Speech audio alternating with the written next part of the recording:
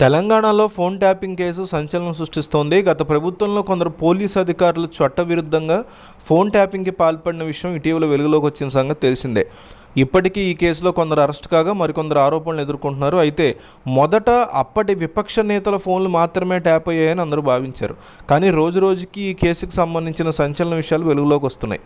ఎందరో సినీ ప్రముఖులు మరియు వ్యాపారవేత్తల ఫోన్లు ట్యాప్ చేసి వారి వ్యక్తిగత విషయాలు సేకరించి బ్లాక్మెయిల్ చేసి డబ్బులు వసూలు చేసినట్లు ఆరోపణలు వస్తున్నాయి. అన్నిటికీ మించి మరో షాకింగ్ రూమర్ ఏంటంటే సమంత నాగచైతన్యాలు విడిపోవడానికి కూడా ఇటు ఫోన్ ట్యాపింగ్ వ్యవహారమే కారణమని ప్రచారం నడుస్తోంది. 2017లో నాగచైతన్య సమంత ప్రేమ వివాహం చేసుకున్నారు. అప్పుడు వారి జంటను చూసి అందరూ మురిసిపోయేవారు. తక్కువ సమయంలోనే బెస్ట్ సెలబ్రిటీ కపుల్స్లో ఒకరిగా వీరి జంట పేరు తెచ్చుకుంది.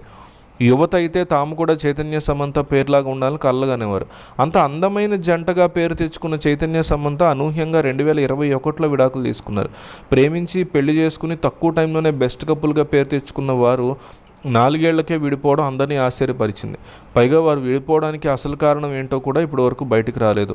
వారు విడిపోవడమే బాధ కలిగించే విషయం అంటే వారు ఎందుకు విడిపోయారో తెలియకపోవడం అభిమానుల్ని మరింత బాధ కలిగించింది. అయితే ఇప్పుడు వారి విడాకులకి ఫోన్ ట్యాపింగ్ వ్యవహారం కారణమనే వార్త సంచలనం సృష్టిస్తోంది. అప్పుడు ఫోన్ ట్యాప్ అయిన సెలబ్రిటీల లిస్టులో సమంత కూడా ఉందని సోషల్ మీడియాలో ప్రచారం జరుగుతుంది. సమంత ఫోన్ని ట్యాప్ చేసి ఆమె వ్యక్తిగత సమాచారం సేకరించి బెదిరింపులకు పాల్పడిన వారు ఉన్నారు అనే వార్తలు చక్కర్లు కొడుతున్నాయి. ఈ ఫోన్ ట్యాపింగ్ వ్యవహారమే సమంత చైతన్య మధ్య చిచ్చు పెట్టిందని న్యూస్ కూడా వినిపిస్తోంది. మరి ఈ వార్తలో నిజమెంతో తెలియాల్సి ఉంది. అయితే ఈ న్యూస్ చూసి సమంత అభిమానులు ఆగ్రహం వ్యక్తం చేస్తున్నారు. ఎందుకంటే అప్పుడు ఓవైపు విడాకులు, మరోవైపు అనారోగ్య సమస్యలతో సమంత ఎంతో మానసిక క్షోభ అనుభవించింది. ఒకవేళ ఆమె క్షోభకి ఫోన్ ట్యాపింగ్ వ్యవహారమే కారణమైతే వారిని కఠినంగా శిక్షించాలని ఫ్యాన్స్ డిమాండ్ చేస్తున్నారు. అసలు ప్రైవేటు వ్యక్తుల ఫోన్లు ట్యాప్ చేసి వారి వ్యక్తిగత విషయాలు తెలుసుకోవడమే తప్పంటే బ్లాక్మెయిల్ చేయడం ఇంకా పెద్ద తప్పు.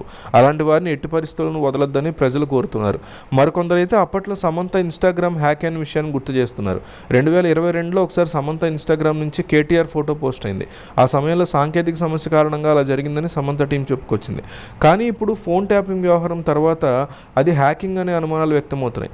సమంత ఫోన్ని ట్యాప్ చేయడంతో పాటు ఆమె సోషల్ మీడియా అకౌంట్స్ని కూడా హ్యాక్ చేసి ఉంటారు అనే డౌట్స్ వస్తున్నాయి. అనారోగ్యం దృష్ట్యా సమంతకి ఎటువంటి ఇబ్బంది కలగనివ్వకుండా ఈ వ్యవహారం మీద విచారణ జరిపి దానికి కారణమైన వారిని శిక్షించాలనే అభిప్రాయాలు వ్యక్తమవుతున్నాయి. నిజంగానే ఫోన్ ట్యాపింగ్ కారణమైన సమంత నాగచైతన్య విడిపోయారా అనే దాని మీద స్పష్టత అయితే లేదు. సమంత లేదా చైతన్య స్పందించే వరకు ఇవన్నీ ఊహాగానాలకే పరిమితం అవుతాయి అన్నమాట.